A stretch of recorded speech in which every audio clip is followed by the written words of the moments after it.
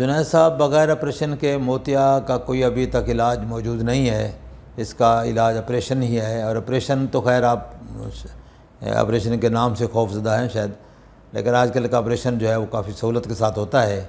इसमें ना इंजेक्शन लगता है, ना टाँके लगते हैं, और लेज़र के साथ होते हैं, फेकोमेसिफिकेशन के साथ, फेको मशीन के साथ।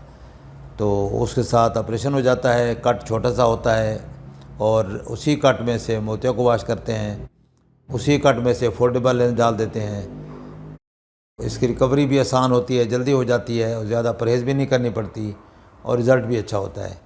तो लिहाजा आपको ऑपरेशन ही कराना पड़ेगा और लेंस ही डाला जाएगा।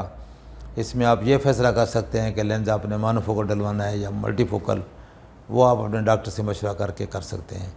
लेकिन इसका हल ऑपरेशन ही है, और इसके अलावा कोई दवाइयाँ वगैरह अभी तक कोई ऐसी इजाद नहीं हुई जिससे मोतिया साफ़ हो जाए।